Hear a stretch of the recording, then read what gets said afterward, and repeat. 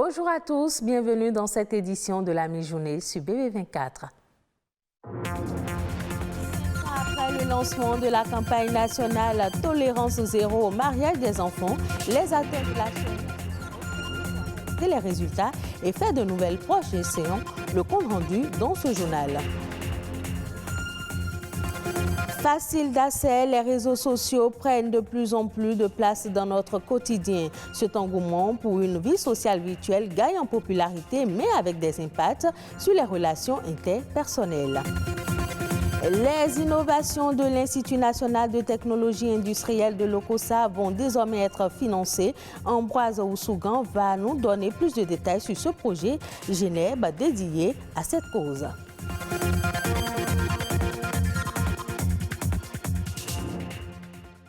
5 ans après le lancement de la campagne Tolérance zéro au mariage des enfants au Bénin, les acteurs de la chaîne font le bilan de cette campagne nationale. Un point essentiel selon les acteurs pour analyser les résultats et faire des projections pour le futur. C'est une initiative du ministère des Affaires sociales. Le compte rendu avec Sabirat Ao. Au Bénin, 3 filles sur 10 se marient avant l'âge de 18 ans.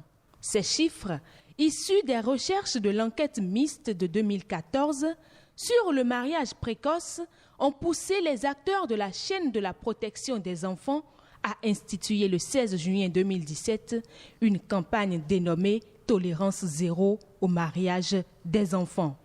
Une fille sur 10 est à risque d'être victime de violences sexuelles ou de harcèlement.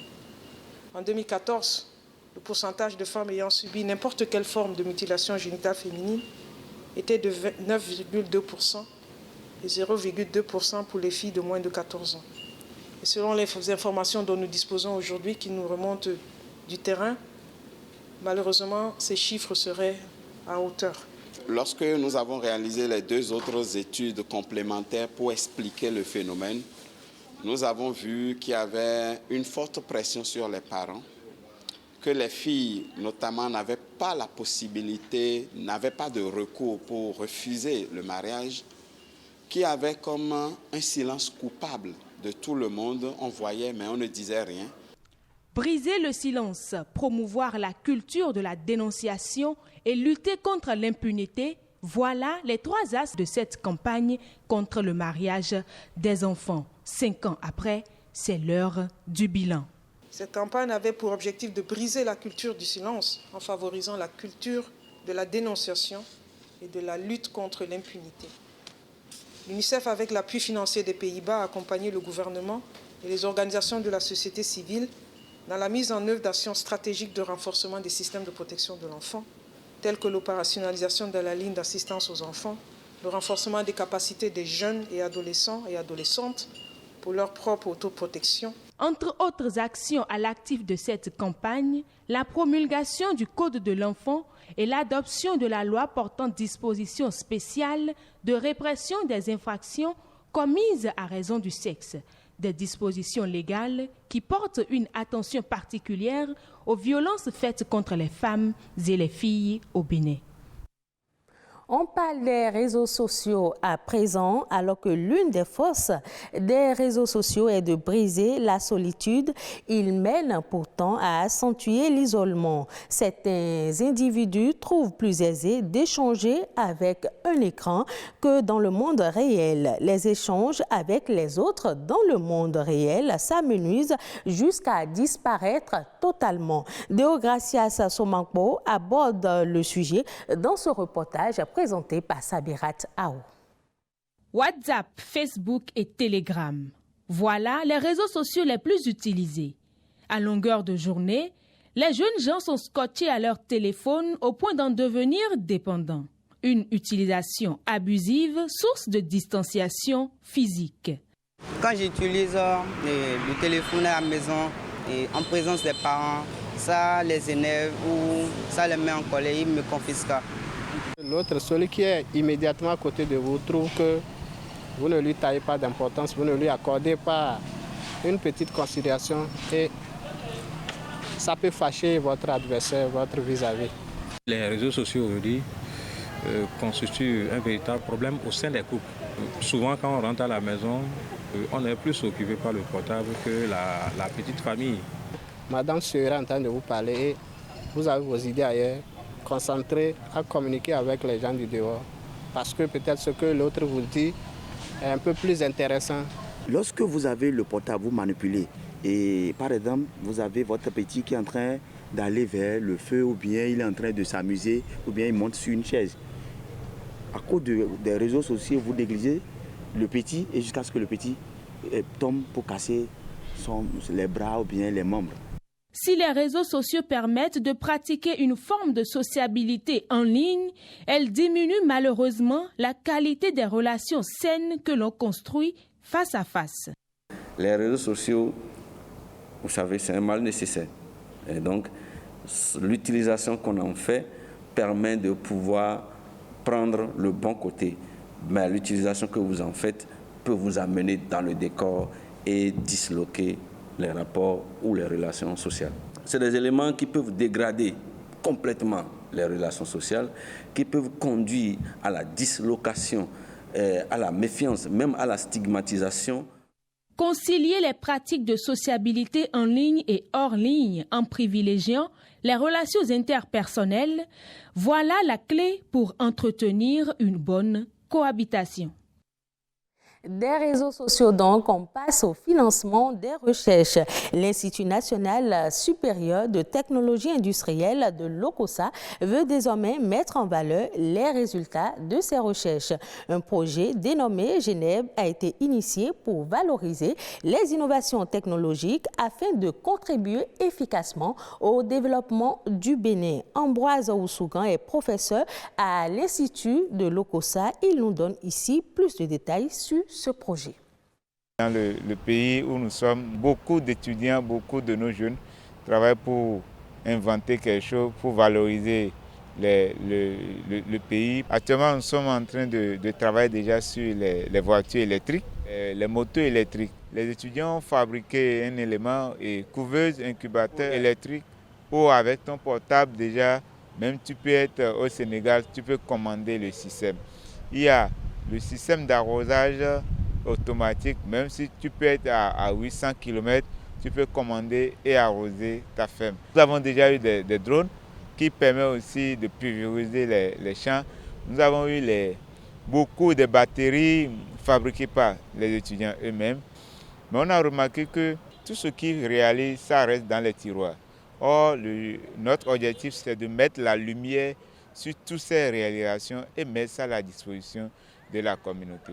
D'être avec plus de 400 étudiants participants et avec 100 innovateurs qui sont disponibles pour accompagner, il y aura plus de 50 chefs d'entreprise qui viendront encadrer. Dans le cadre de la valorisation, il y a les chefs d'entreprise qui travaillent, qui viendront payer, qui viendront prendre en charge ce que nous voulons faire pour voir. Parce que le jeune n'a pas grand moyen pour faire une production à grande échelle. Alors pour aller vers une production à grande échelle, il faut rentrer dans le système d'entreprise. Et en d'autres termes, nous sommes très sûrs que ça va permettre aux chefs d'entreprise de trouver leur part et d'accompagner les jeunes dans un partenariat gagnant-gagnant. La pépinière est en train de se développer en matière d'innovation. Nous appelons aussi les chefs d'entreprise à accompagner ces innovations pour que cela devienne une réalité made in Bénin. L'actualité à l'échelle internationale, c'est dans Eco Inter, présenté ici par Amandine Agnambosso.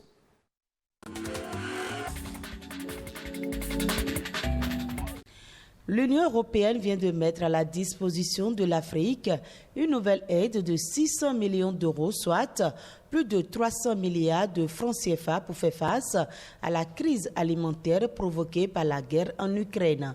Un soutien pour résoudre la crise immédiate et préparer l'avenir en favorisant par exemple l'accès aux engrais, le maillon faible de l'agriculture africaine. En cette période de soudure, 43% des Africains sont en situation d'insécurité alimentaire. Ils étaient seulement 23% en 2021. Les coûts des céréales ont explosé et les pays africains n'ont pas importé en quantité suffisante. Ils ont acheté seulement la moitié de leurs besoins en engrais, d'où la faiblesse des récoltes locales. Le minerai de fer a perdu un quart de sa valeur pour atteindre son niveau de janvier dernier. La raison principale, le ralentissement de l'activité chinoise et une demande du secteur immobilier qui n'a pas été à la hauteur des prévisions. Or, il représente à lui seul près de 40% de la consommation d'acier fabriqué à partir du fer en Chine. Le mois de mai aurait été particulièrement mauvais avec une baisse de plus de 30% des nouvelles constructions selon le Financial Times. Résultat, le prix des barres d'acier utilisées dans le secteur a chuté de 20% pendant ce même mois, ce qui a contribué à un effondrement des bénéfices des aciéries locales. En achetant 70% des volumes de fer commercialisés, la Chine fait toujours la loi sur le marché, un marché mondial qui est aussi marqué par une chute des ventes de tôles d'acier pour le secteur automobile.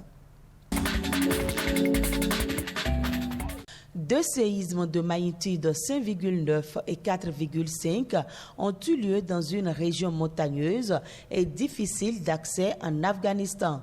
Le bilan ne cesse de grimper. Au moins 1 millier de personnes ont été tuées et 1500 blessées dans la seule province de Paktika, la plus affectée, selon les autorités qui craignent que le bilan ne s'élève encore. Il s'agit du séisme le plus meurtrier qu'a connu l'Afghanistan en plus de 2 décennies. Les sauveteurs tentent de venir en aide aux victimes du séisme, mais leurs efforts sont entravés par le manque de moyens, le terrain montagneux et les pluies abondantes. Des équipes de l'Organisation des Nations Unies et de ses partenaires humanitaires sont déployées pour porter secours aux rescapés.